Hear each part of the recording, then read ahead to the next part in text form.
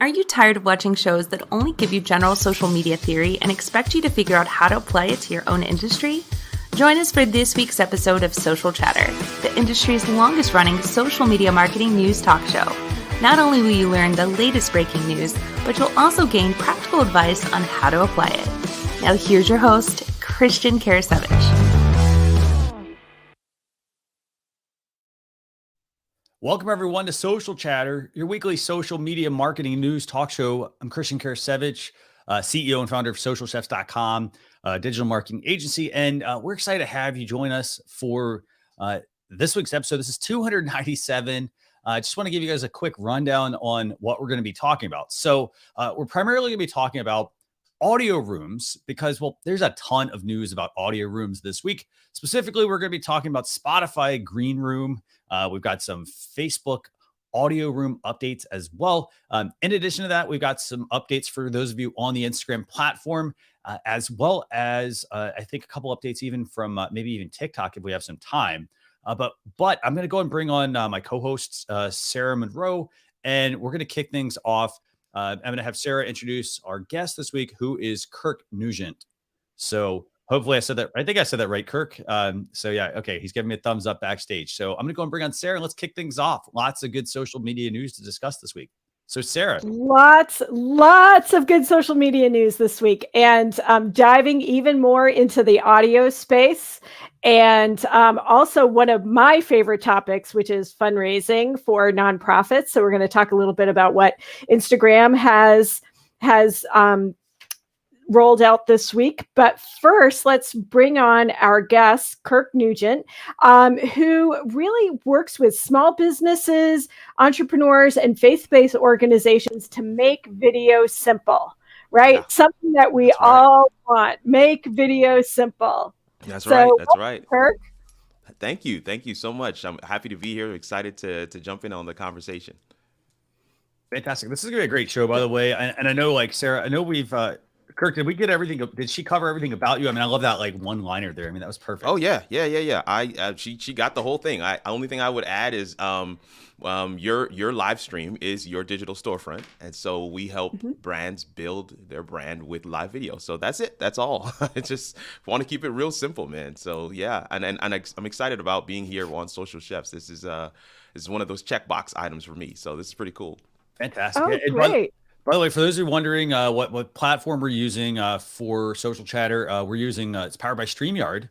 You can check out StreamYard here at socialchefs.com/go/StreamYard. Go check it out. Again, I mean, I've been using, StreamYard has been powering Social Chatter for a long time. And that's because, it helps us make this stream professional, just the ease of use factor, and absolutely. For me, the other thing is that it just works, so that's what's powering this show. But I'm going to turn it over to Sarah. Excellent. We're going to kick things off. And Sarah, where are we starting first? So we're going to start with a new live audio product. And this time it's from Spotify. A couple months ago, we said Facebook was jumping in. Instagram is even jumping in. Of course, we have Clubhouse and now Spotify. They teased us earlier this year. And now Greenroom is actually live and available. It is a separate app from Spotify, and it's really simple. You just have to link it up with your Spotify account. In fact, I opened my Spotify app, and it was easy to just pull it in. I think the longest it took was remembering what my Spotify password was. And it is a separate app, so you will get a different app on your phone, and it's a chance to go live with audio. And if you look at, Christian's got the screenshot up there, it looks a lot like Facebook Live audio. It looks a lot like Clubhouse. It looks a lot like all the other products that we're seeing, even Twitter Spaces. But I see this as a great acquisition for Spotify. This was they acquired something called Locker Room in March, and this is really what they've built out for their live audio. I think it's going to be great for people who are doing podcasts. Spotify has really worked hard to bring podcasting in and paying specific creators for this. There is going to be a creator fund for people who start to use Spotify Greenroom too. And I think it's going to add that interactive live element to podcasting where we're already consuming podcasting. Right. So, we've got Kirk, who is an expert in live video, and we're putting him on the spot about live audio. I know. I feel bad. We're like, no. Okay, Kirk's all is... about. But there's a reason I did this, because live video and audio, I mean, it opens the door to other mediums to be able to reach people. So, what do you think about this feature, Kirk? I mean, I know you're into video, but we also know that people have different tastes and different ways they can consume content. So what do you think?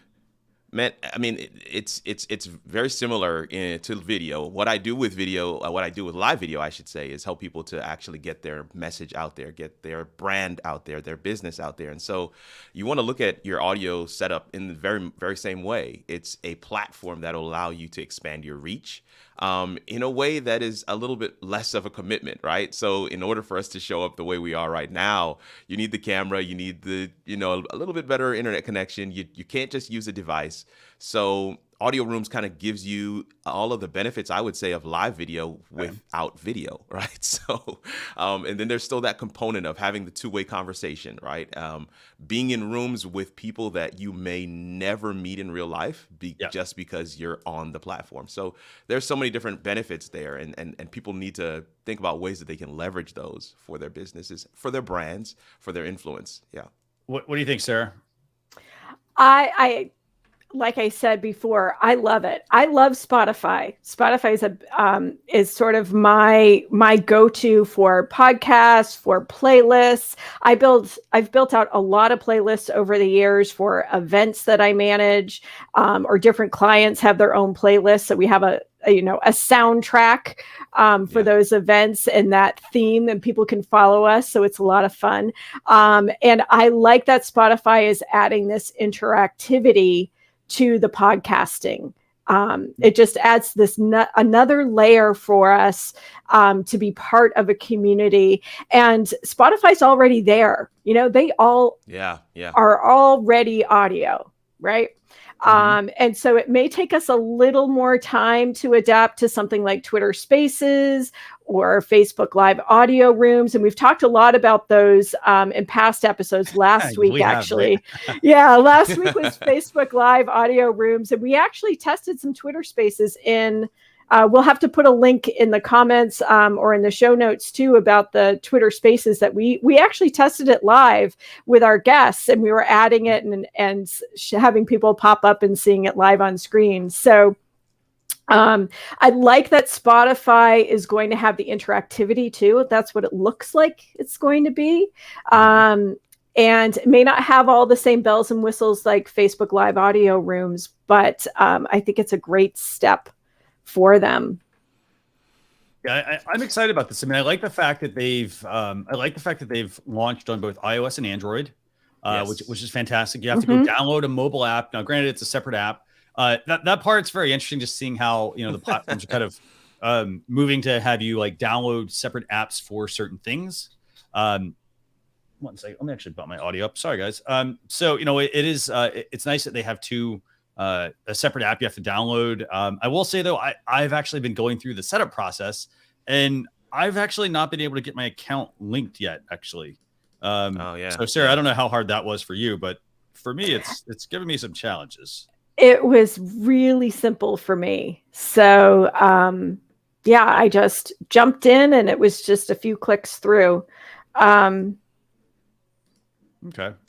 For once, Christian, an app worked better for me than it did for you. This doesn't happen all the time. I'll have to figure this out. I don't know. Maybe it also could be how you've connected your account and things like that. It might be. Spotify Greenroom. What do you guys think? Do you think it's going to challenge Facebook and Twitter Spaces and Clubhouse, or what do you think? Let's go, Kirk. Let's go with you first.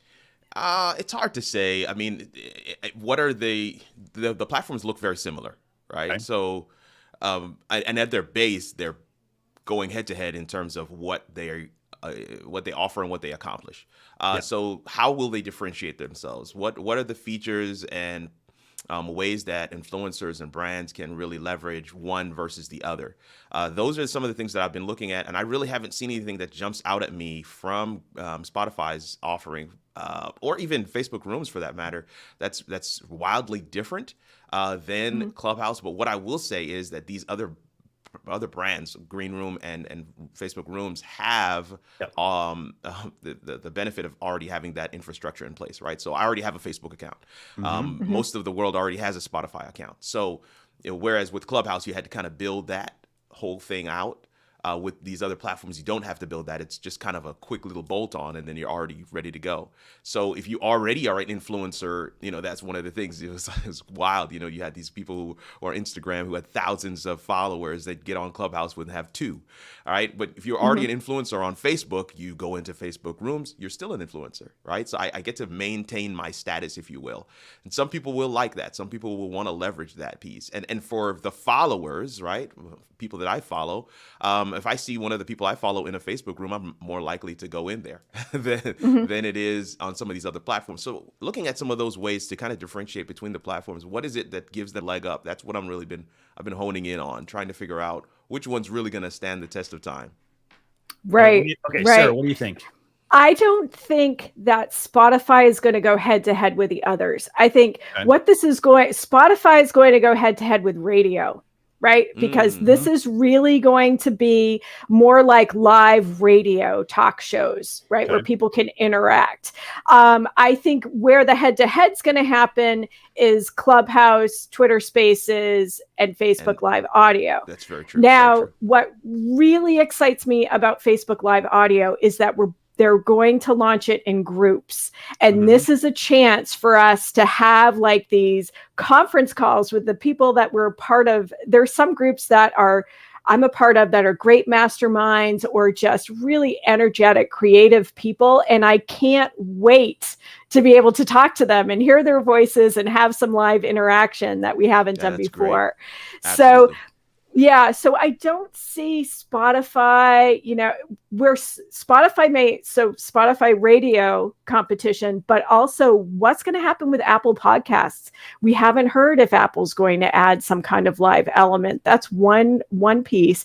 So Spotify's really going to I think they're going to stay in the podcasting space and add this live element to it. I don't know that a lot of people are going to jump from Facebook or Clubhouse to Spotify to then build in this group too. I think we're all going to follow the same people that we love on Spotify and just add the green room to it. Yeah. Very good point. So I think here's the thing I would add to this. And I think it's the fact that, and you bring up a really good point. So, okay. So, and Kirk, we're going to get to this question later on with you. So right now, I think if I'm a business, and I want to decide if I want to tap into the Spotify aspect or the Facebook Live Audio Rooms or Twitter Spaces, go where your audience is at. That's the first thing. So go where your audience is at. Second thing is very true. You have different different vehicles, different audio vehicles, actually. So you have, as Sarah just mentioned, Apple Podcast. So great. You could go on Apple Podcast, for example, and that's where maybe your audio is going to live it's not real time, for example, at the moment. So that's going to be where you're going to do your processing. You're going to just, take your time and get a really good product out there. You're going to then do the live option for people that want to tune in live, that allow you to have that engagement, which you normally don't get on the podcast, because the podcast, is, hey, thanks for listening, and send them to a review or a social channel or things like that to further connect with you. Chances are they're not going to do that. And then you have the live streamed version of that, basically, which is essentially it's turning the webcam on with the audio, for example. Right. So you're gonna have 3 different vehicles to pick from, I think. Now, in terms of which one's gonna have the most, I like the fact that you all mentioned, with Spotify Greenroom, you're gonna have a lot of personalities, like radio personalities, that are gonna join that. I'm 99% certain you're gonna have a lot of athletes, for example. So athletes right now, they're currently using, I think if you're looking at a famous athlete or somebody like that, I don't think the live aspect is as important. I mean, they might, they usually don't interact with their fans too much. So that's where it's sort of interesting, like whether, are they going to stick to the standard, hey, they're producing a podcast, because they can kind of do that when they're on the road and things like that. Or are they going to actually try to do a live podcast or essentially a live audio? I'm not so sure about that. But I do like the fact that it does add engagement. What was that, Kirk? No. I was just agreeing. That's a really good point. That's good. Yeah. I think it gives you a chance to be a little more in the moment, maybe some more organic content that's just happening as it happens. Yeah. It is a chance for, this kind of format, as long as we could easily change Social Chatter into an audio product as well, and a live audio product.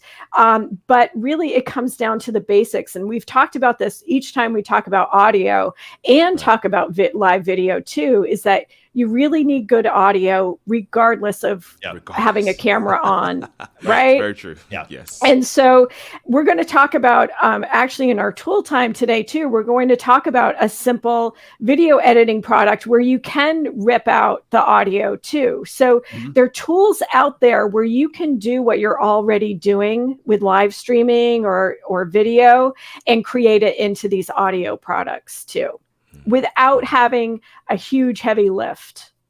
Right. Yeah, definitely. And I think the other thing that needs to come out of this, or I don't say needs to, I think what we will see is I think we'll actually see platforms offer live streaming audio functionality.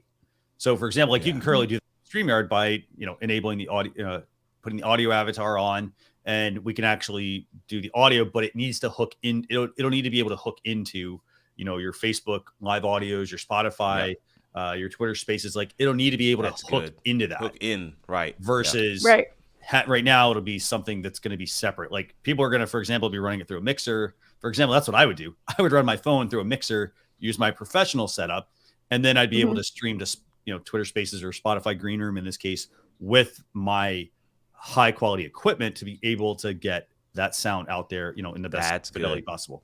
So really true. Right. Yeah. And if you are doing the video and audio at the same time, I think it's important to keep in mind if someone's not watching that you explain whatever visuals that you have up. And that's just a good practice anyway, just to be more accessible for people with visual impairments to explain what you're showing on screen. So it's a good reminder if you're going to repurpose the content. So okay, so Sarah, let's move into like the next. I know the next topic is actually a very quick topic. It was just we wanted to highlight this one, right? Yeah, it's a very quick topic, and we talked about it last week, right? Did we talk about it? I think so. Yeah, it's what's the next? Oh, the very quick topic. Sorry, I was jumping to topic number 3. We're not there yet. Topic number 2. Topic number 2 is that Facebook live audio is rolling out more. I have to say, I updated my Facebook app about 5 minutes before we went live today, and I finally saw the option, but I had to create a room, and it's still kind of clunky. I really have to spend some time to figure it out, but it's definitely there. People are getting it.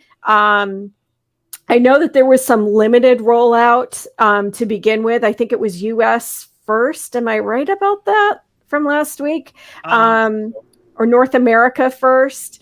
But it should be rolling out widely now. And like I said before, I can't wait for some of my groups to have live audio. Nice, I'm really looking forward to it. So to have that interaction, I had a few Clubhouse rooms that I was a part of that it was like having like this just weekly conference call with these people who I love and who are part of my local entrepreneurial network. So I can't wait for that to be part of these broader worldwide groups that I'm a part of. Very nice. Yeah. And so it's going to be great. Just a quick note real quick about this one. Really, I mean, Facebook rolled out live audio rooms. You can check that out. By the way, we put a link to that in the comments. socialchefs.com/SC296. That'll get you directly to that episode as well. You can check out all the stuff that we talked about and showed you guys last week. But again, I mean, it's good. Most of Facebook, I mean, the one benefit I think to audio rooms is going to be, well, for starters, it's going to be mobile only. So it's only on your mobile app. The other side to it, I think that's also important to keep in mind real quick is it's a mobile app, and then you're going to have your built-in audience on Facebook. So you're going to be able to tap into the audience in that sense without having to, do something like Clubhouse, which is you had to rebuild an audience there. Mm-hmm. And you're going, chances are you're going to get the same people that are tuning into your stuff now on Clubhouse, for example, on your normal stuff into that platform. So with audio rooms, I mean, again, it started rolling out, but those are really, I think, the main things about that. Kirk, did you want to add anything about audio rooms, or we want to spend some time, getting to your questions here shortly? No, I think you touched on it. Really, I mean, the engagement piece is what we are always pushing, of course, in the live video space is how can we engage more? How can we continue the conversation? And Facebook groups has been a really great tool for a lot of the influencers and live streamers that I know that are building community. So adding that additional component of being able to kind of have that conference call, like Sarah said, that weekly conference call with these people that you've been kind of engaging with for some time now, is going to be really great. So I'm liking that addition and the way they're rolling that out. That's going to be great. Fantastic. Yeah. Yeah. And I have to say, when we were testing Twitter Spaces, I found it a lot easier to use than Facebook audio rooms. So that could just be, I need to play around with it, but out of the gate, Twitter Spaces was easier and more intuitive to set up. So, but we'll see. Like I said, I got it 5 minutes before we went live, and I need to play with it a little bit more to see. So awesome. Okay. So where do we go next, Sarah? So let's go to topic number 3, not number 2, number 3. Instagram. So Facebook and Instagram have been giving some love to nonprofits as far as fundraising goes. They report that they have helped contribute $5 billion to nonprofits by giving tools for nonprofits to raise money. So what they're doing now is last year, people may have seen that you could start personal fundraisers on Instagram as an individual. That happened last summer. They also started to offer live fundraisers for nonprofits and share the fundraisers in your feed. But now what they're doing is they're allowing you to set up a fundraiser and invite a group to fundraise too. So it's just another way of sort of this crowd fundraising within Instagram. So it's a nice add-on for this. It's pretty simple to use, but I have to say I was testing it and I wasn't able to find a couple of nonprofits. One nonprofit, I'm actually doing a fundraiser right now with them. It's sort of it's a charity ride, walkathon kind of thing that we're all used to seeing people raise money for. That wasn't popping up in my attempt to add a fundraiser to it.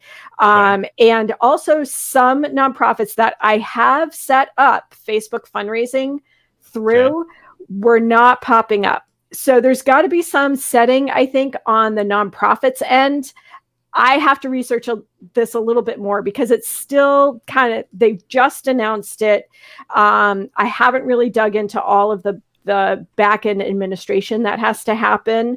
I will say from a nonprofit management perspective, one of the challenges that I've always had with Facebook and Instagram fundraising is the point of running fundraisers like these crowdsourced fundraisers is lead generation for the nonprofit, right? We call it donor management or list building in the nonprofit sector. In the for-profit sector, we called it lead generation.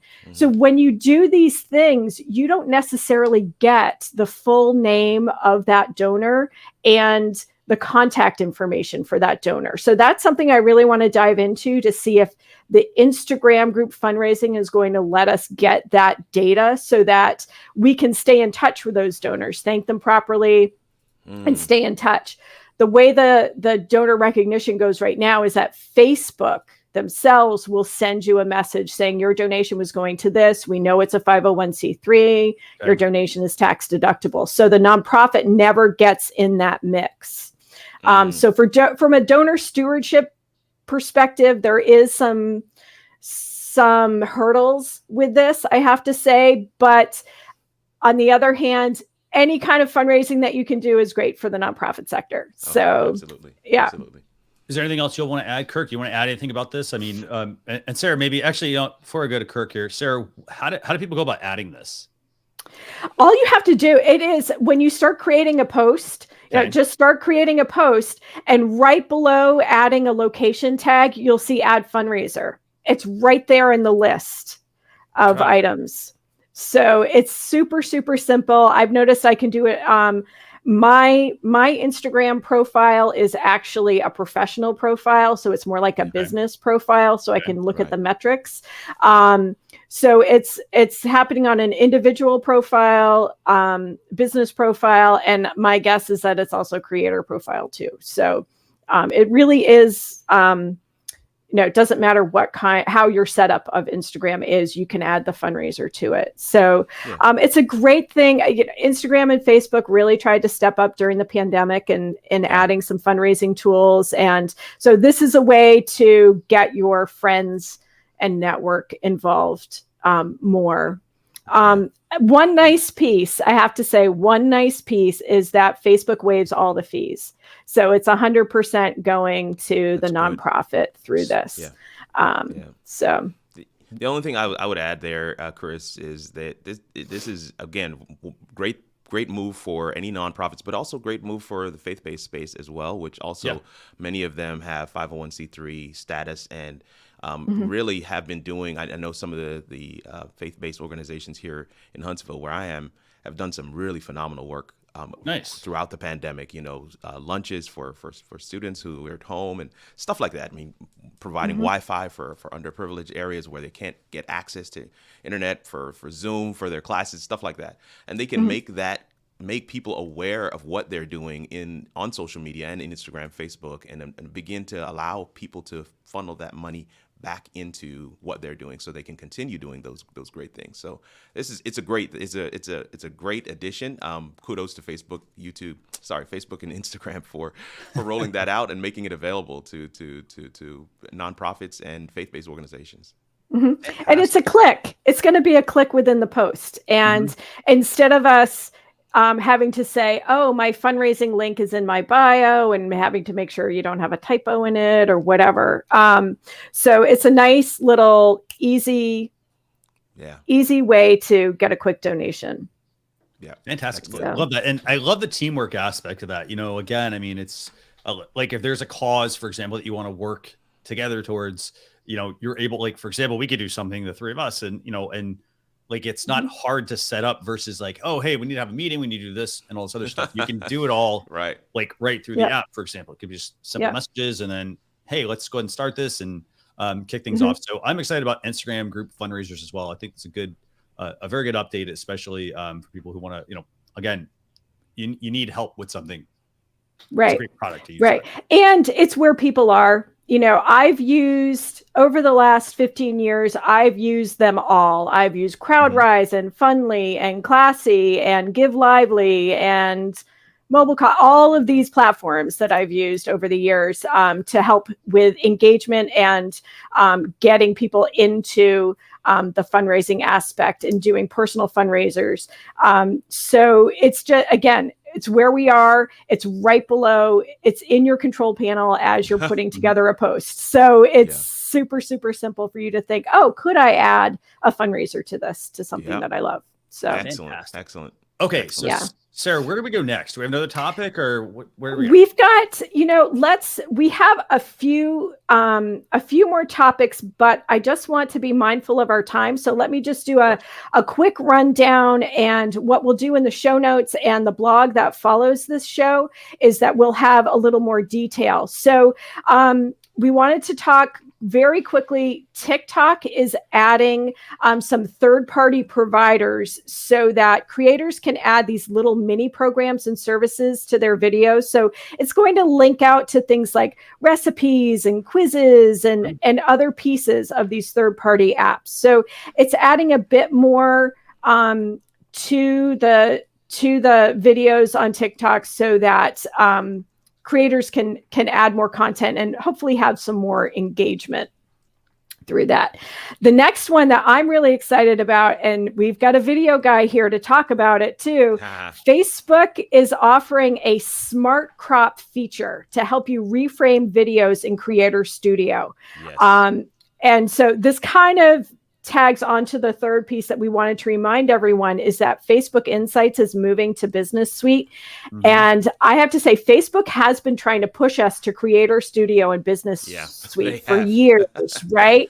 And I have been testing Creator Studio since it started, really. It was really, really buggy. Very, very buggy, but it's been getting better progressively. And now they've added this smart crop so that you can take a 16:9 video and crop it down to 1:1 or 4:5, which is what looks the best in the Facebook feeds. So this is super simple. It's going to help you keep the main subject in frame automatically with their smart crop feature, which is great. Yeah. So you don't have to have all of these professional video editing skills to make things look better now. And I have to say, I love Creator Studio. I love Facebook Creator Studio.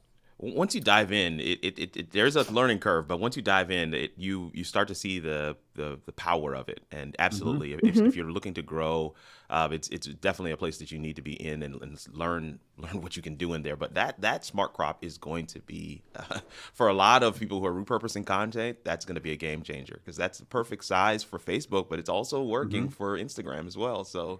Especially if you want to clip out a piece, some short form content, maybe 60 seconds. That's good. It's really good. And remember when Reels came out and people weren't framing themselves right, so you'd only see like half a face or the bottom of a mouth, and it's the same thing.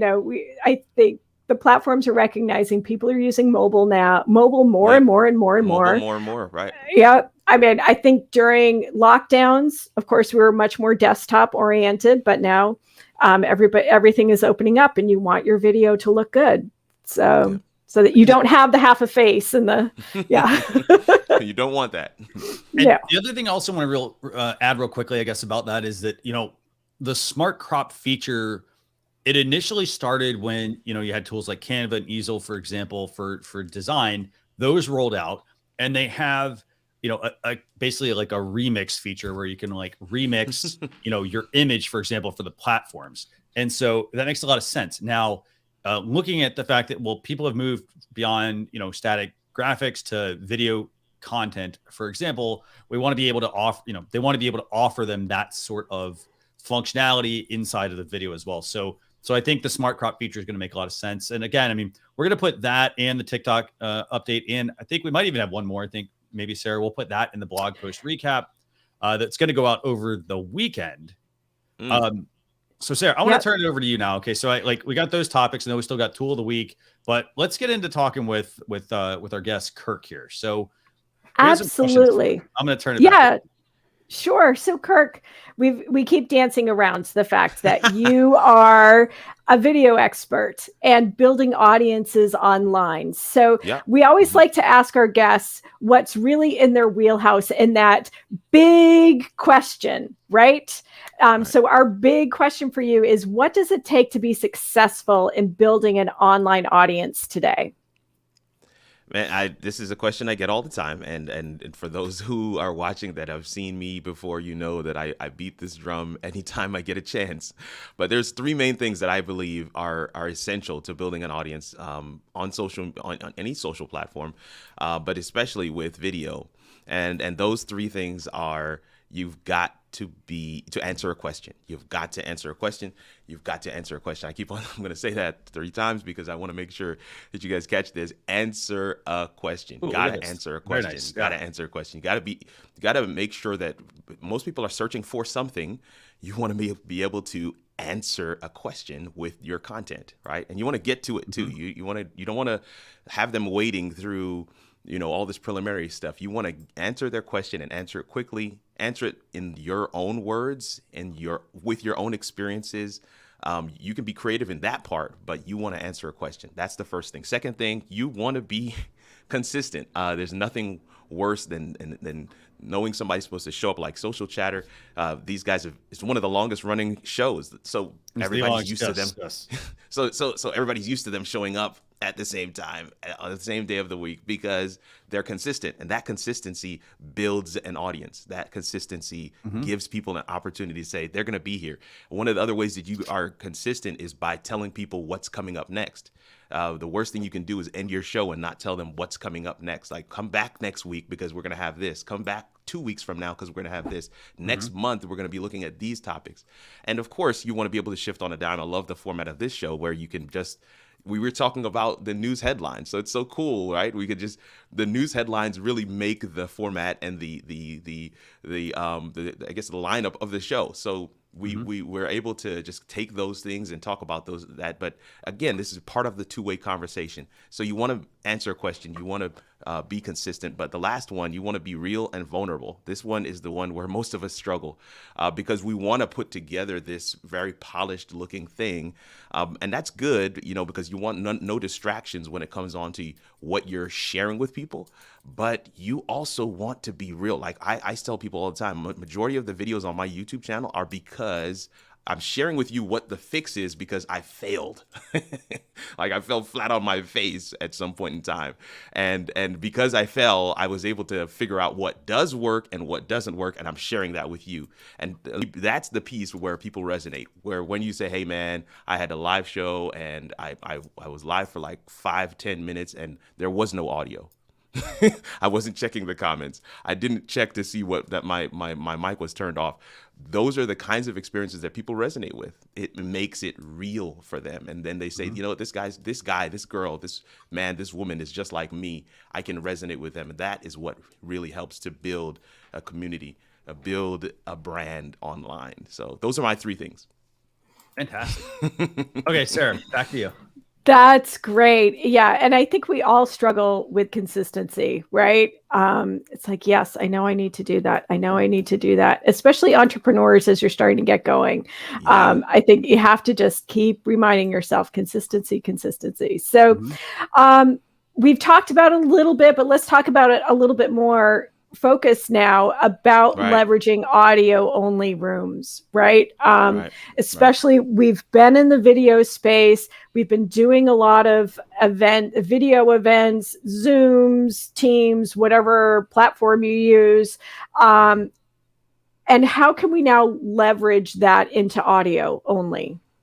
Yeah, this is, and I think one of the great things about this, we're seeing an expansion of platforms in the space, but we do have the example of Clubhouse, which was the first, and so we can take that example and look at some of the abject failures that we had from that platform and don't repeat them as we go into some of the others. So yeah, as I look at that, I know you talked earlier about lead generation, Sarah. That's one of the terms. But essentially, if this is an additional funnel for your business pipeline, that's the main thing I want to say to folks is, as you look at audio rooms, as you look at live audio, this is an additional funnel for your business pipeline. But it doesn't just magically happen. You've got to actually build the funnel. You've got to be prepared to build the funnel. One of the worst things that you can have is mistaken prominence, right? It's like, I didn't mean to be prominent, but now I am, and I'm unprepared for it, right? That's the worst thing you can have happen. Your profile's not done. There are no links there. Nobody knows who you are. How can I follow up with you and get in touch with you after the fact? You're in a room, you're on stage with some really prominent folks. That's not the scenario you want to find yourself in. So doing some preparation, investing in your profile links and landing pages so that you can, when you do have that experience in one of these rooms and one of these platforms, that people can follow you. That's one of the major things you can do, at least that I learned with Clubhouse. You get in a room, you offer some value, you share with people who you are, what you do. They're going to check your profile. But what do those landing pages look like? What are they going to see when they follow through to catch up with you?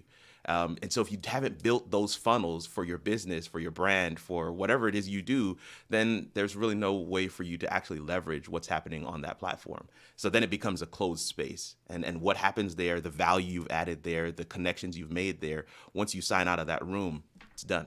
So in order to make sure that funnel is active, active that you can actually send them through to, an email campaign. Maybe you've got something free on your website that they can sign up for. If they give you a little something, those are ways that you can build those pipelines, build that funnel out for you to be able to take advantage and leverage what's happening in some of these audio spaces. Because I think they are phenomenal. The cost for entry, or I guess bar for entry in terms of investment, is really sometimes just your phone.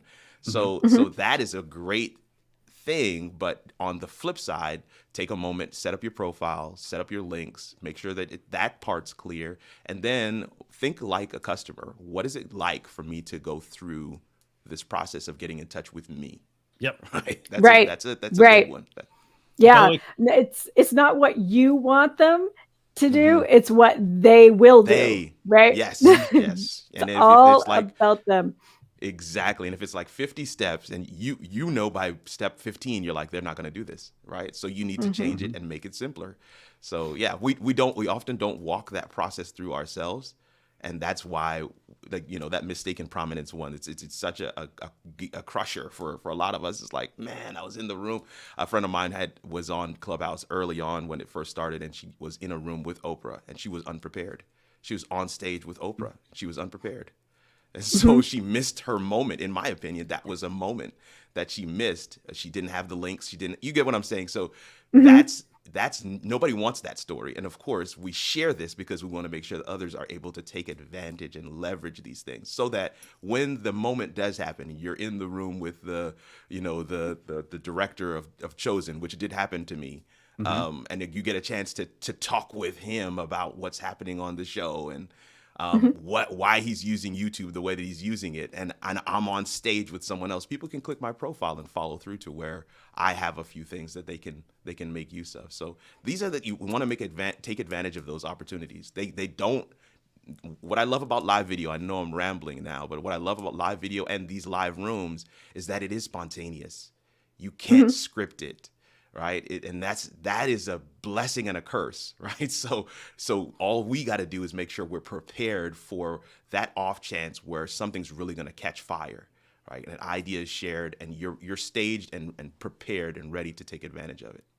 Right. And I like how you said that investment is often time. Right. It's thinking through all of this process. Even when I think we're writing a blog post, at the end, when I finish a blog post, it's like, what do I want someone to do next? Exactly. And it's, we're writing it, we're putting it in content on our websites, but we're not thinking through how we're showing up in this digital space, audio, video, whatever it is, as if we were at a live event. If we were at a live event and someone said, oh, where can I find you? You're ready. You're ready. Kind of in your head, right? Exactly. You've got a business card. You've got something that you can send people. So I actually use, right now, it's my Instagram name tag on the front of my phone. So if someone's trying to say, how can I stay in touch with me? I say, just scan my name tag on my phone. It's my image. So what's that digital equivalent, I think is important to think through. So excellent point.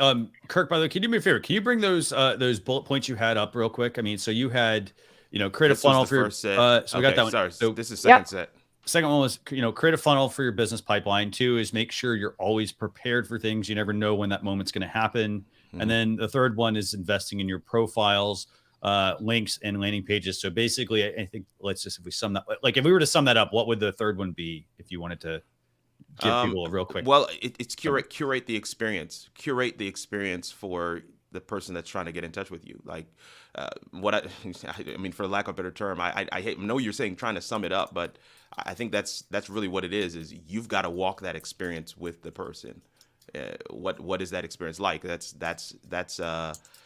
taking a page out of Apple and Amazon's book, right? They have curated that experience from the time you get on the page to the time you click purchase to the time that box shows up at your door with the smile face and the little thing on it. They've curated that experience. And Apple does the same from the time you've purchased to the time you break the plastic seal and you open the box, which is unnecessarily gorgeous, right? They've curated this experience. Well, you've got to curate the experience for when people are going to get at you, right? So what is that experience like? Yeah, just drop me an email and then they don't hear from you 2 weeks, 3 weeks. What Right. is that experience like? What is that Right. experience like? How easy is it for people to get in touch? How easy is it for them to find what you have to offer, what services you Mhm. have to offer? How easy is that? What is that experience like? And that's what Mhm. a lot of people have not curated that experience. And by curating, I mean walk through that experience every single step, whether it's the links, the profile, the landing page, whatever it is, but you've Mhm. got to walk that experience for them. And I want Right. to just add a quick point from Coffee Talk and Tech here. I mean, sorting your time and having your cause and action properly are things that he's working on. Keep that up, Coffee Talk and Tech. I mean, Yeah. here's the thing. The other thing also, like as you're mentioning, you have to walk that experience with your customers. Mhm. Here we're building this ourselves. And so the more we do it, the more repetition we do it, the more that, it sort of doesn't have as much impact as it normally would.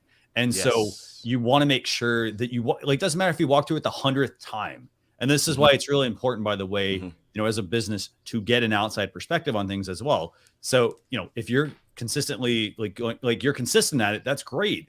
But what's going to happen over time is you're going to end up, you're going to be like, well, okay, I've already been through this like a dozen times. It's going to be this, this, and this. Like, but the thing Mhm. is, you could be missing something because you're looking at it from the perspective you've always been looking at it versus, hey, Right. let me actually bring Kirk in. Kirk hasn't been part of this process, for example, or That's Sarah the wasn't part of best. this process. Let me Right. bring her in and actually, then and then you just have to be open to feedback, by the way, open to Right. feedback. For example, when we talked about, audio rooms, and whatnot, like they're going to seem different. They're going to seem foreign. And it's going to be something though, that you're going to have to test. You're going to have to work through.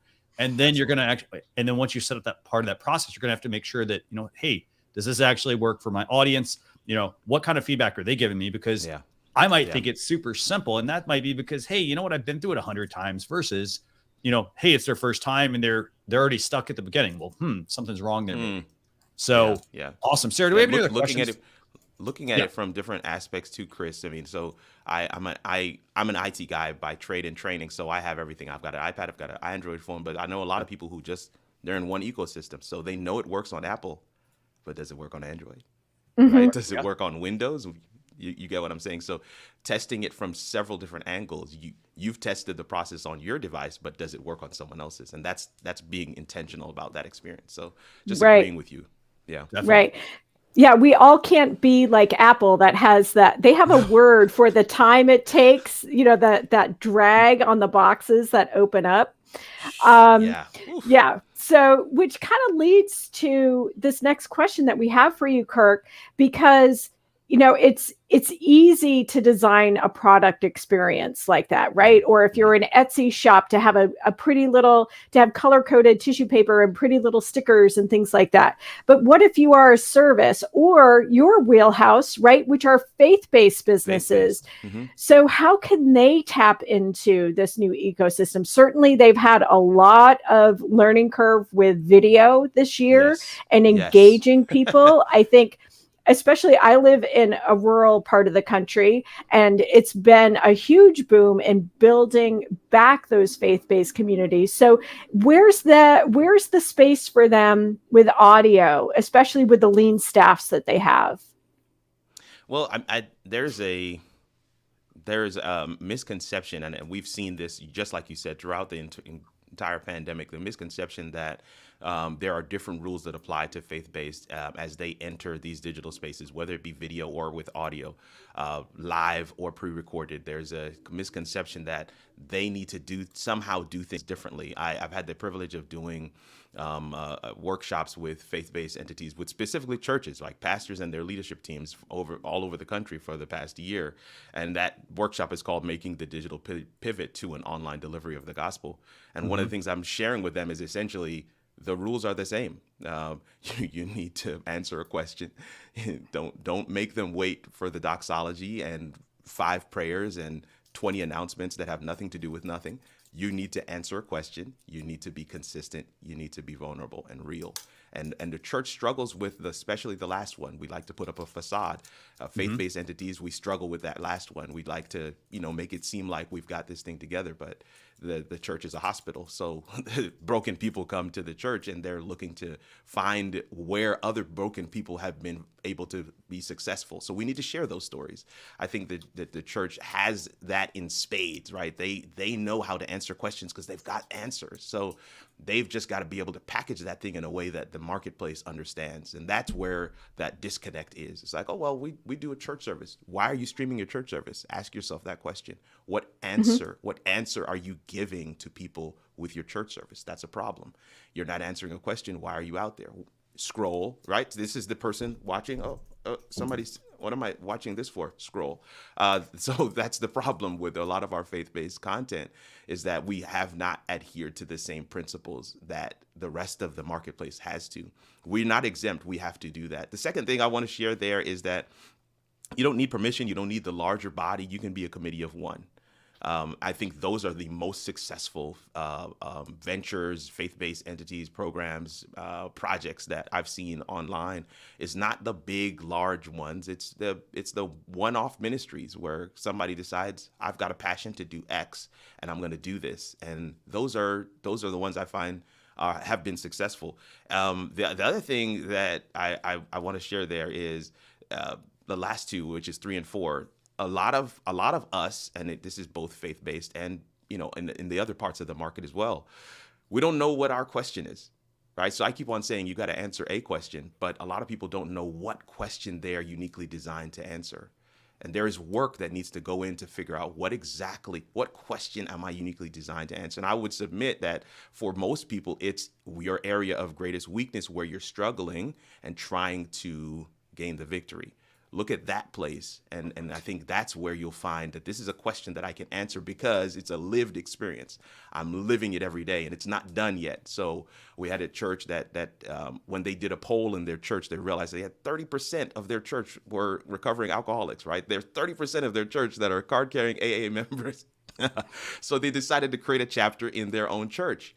And they started to put out content on their YouTube channel specific to the recovering alcoholics experience. Guess what? That thing blew up, right? They weren't necessarily dumping the Bible on anybody. They're just talking about broken people finding a way to victory.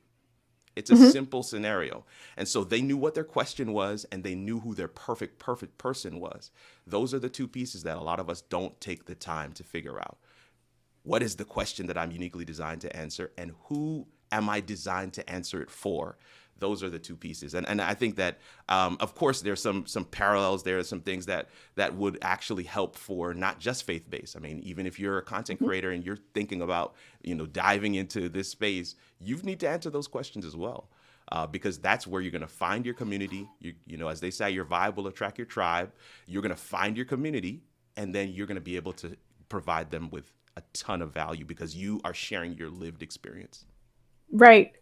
I think a lot of people, especially entrepreneurs, forget that the nonprofit sector, the faith-based sector, have great answers, or they've really focused who their people are, what their message is, what their purpose is. And I think there's a lot of lessons to be learned by the business community in that respect. That's the piece. Yep. I'm excited about that merging.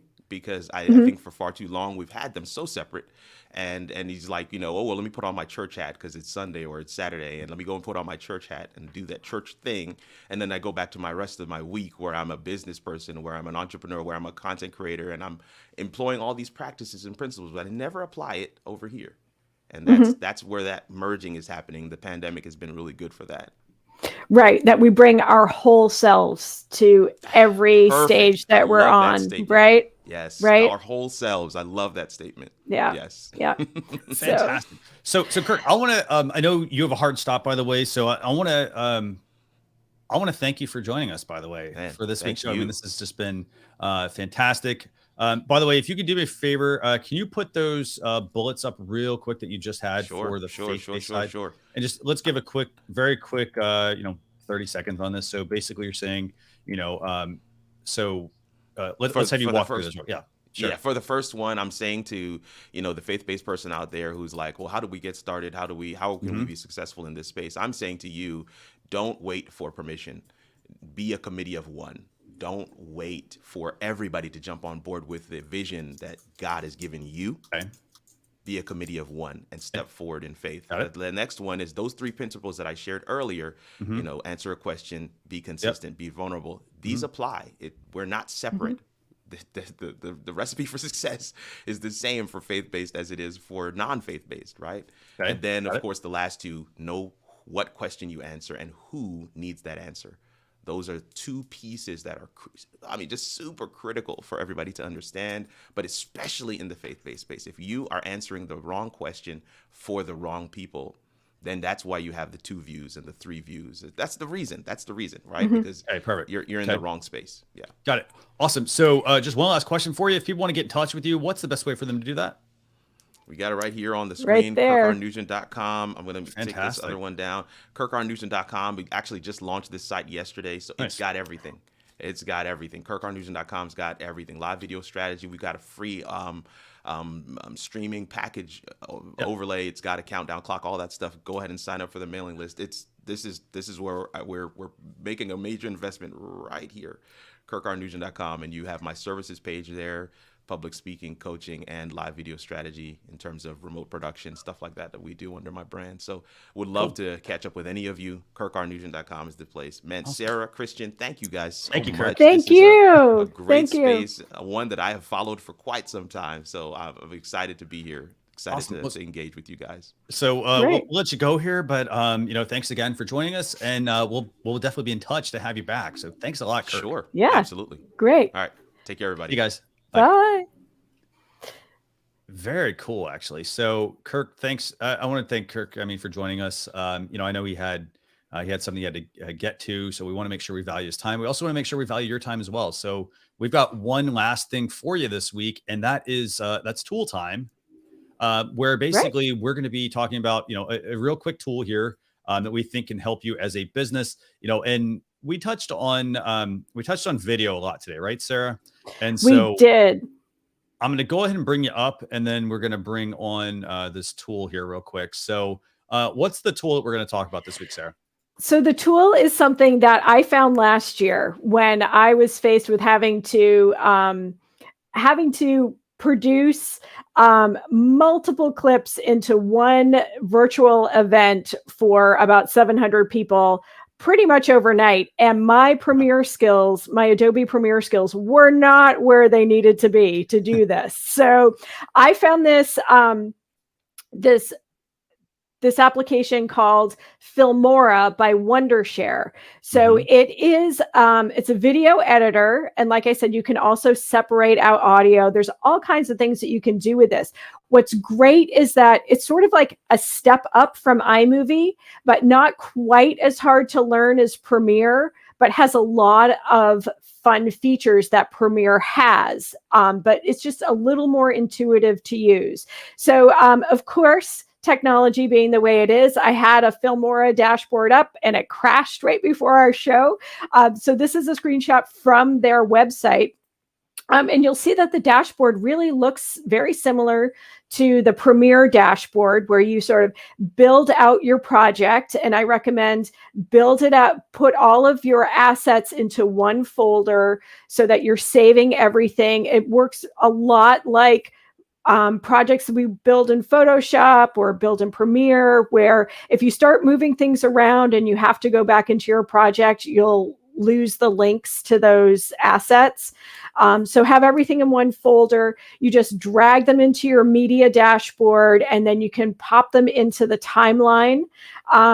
You can also layer on music. You can layer on titles.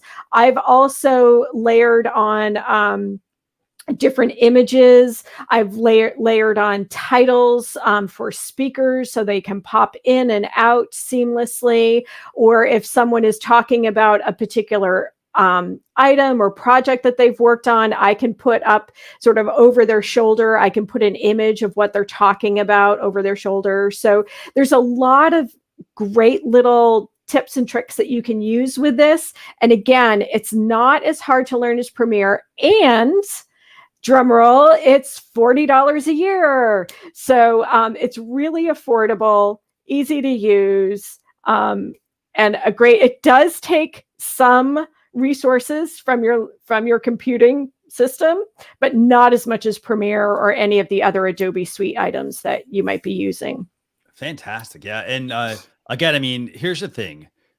If you're an iOS user, for example, you're going to get iMovie for free. For example, you can go check out like Hit Film Express, more complex programs, things like that. You can move into, Final Cut Pro, Adobe Premiere. There's so many pieces of software out there to be able to do this. You can get ScreenFlow version 10, for example. But with Wondershare Filmora, I mean, the great thing about this is, again, it's about getting you started. So, if you're the seasoned video professional, you may use this for some things, you may not.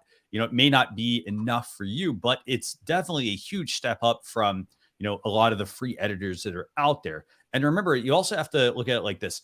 You're crafting the experience. So for example, if you're looking to take an existing video you have and it's, in landscape mode and you want to convert it to, portrait mode, for example, this software can help you with that. And it can make it easy for you to add some different things to help your video stand out. Because I don't know about you, but if you've ever sat down and like filmed a piece of video and then you look at it, you're like, okay, this is like, oh, it looks good, but it doesn't have that pop to it, that wow factor, right? And that's where the editing aspect comes in. That's where, you're maybe adding some audio or some effects or things like that to help improve and heighten the quality. It's why, like, for example, when you watch a movie, if you watch a movie with no sound on, it's not the same until you add the soundtrack. And the soundtrack is what's going to make it unique and help it stand out. So again, we can't encourage you enough to check out Filmora. Again, socialchefs.com/go/Filmora. And again, it's a subscription service. So you can use it and you're not having to like, well, oh, now I got to go buy another computer. Like, you use their software and then you get as much out of it as you need to. And then if you need to upgrade your computer or something like that, you can do that, versus a lot of the other software, they're very, they're not going to work on low power computers for the most part. Yeah. So, they're big resource hogs. So, and what I would add with effects too, Christian, we talked about it a few weeks ago. And that is adding your logo to a video clip too, because YouTube, some of these other video sharing platforms are making it much easier for people to scrape or clip. I think that's what YouTube is calling it, clippable permissions and things like that. So having your logo there means that you still have that brand aspect to that asset. And so if someone tries to use some of your clips or something like that, you still have your logo there. It'll make it harder for them, give them an extra step to try to mask it. But at least it's there, and so that you can keep your brand identity and keep your intellectual property too. Excellent point. Yeah. So with that, I don't have anything else to add. Do you, Sarah? I have one more thing to add, and that is, if you're trying to learn video editing, at least in the United States, there are a lot of community media centers. It's part of the taxes that you pay on your internet and cable and service providers. And a lot of them, my local one is called the Media Factory. I think they're mediafactory.org. A lot of them are still doing their online events. You can get these classes for very little money and learn about what B-roll is and how audio works and how you can just layer these pieces in to any platform, any application, whether it's something simple like iMovie or something more complex. So I would definitely encourage you to check it out. And if you're not in the States, to look at if there is something you might be able to access very affordably, like $20 for a 2-hour workshop. Fantastic. So this has been a great show, by the way. I just got a couple of quick notes for everyone. We have an email list, socialchefs.com/daily. You can go sign up for that if you want to. If you want to connect with our guest this week, our guest was Kirk Nugent. Again, Kirk R. Nugent on Twitter. Go check that out. Again, loved having him talk to us today about, video. We talked about audio rooms, obviously, and then also obviously talking about how, in his case, he works with a lot of faith-based businesses. So, how faith-based businesses can really leverage things. In addition to that, Sarah, I know where can people get in touch with you? People can get in touch with me at Sarah Monroe VT on social media. It's the same handle across. I'd say LinkedIn right now. We're trying to get this feed to live to my LinkedIn. So, just let me know how you found me. That when you message me to connect, just say, hey, I saw you on Social Chefs, and happy to accept that connection. So fantastic. And I'm Christian Karasiewicz, and I'm at Social Chefs for the digital agency here, like across the board.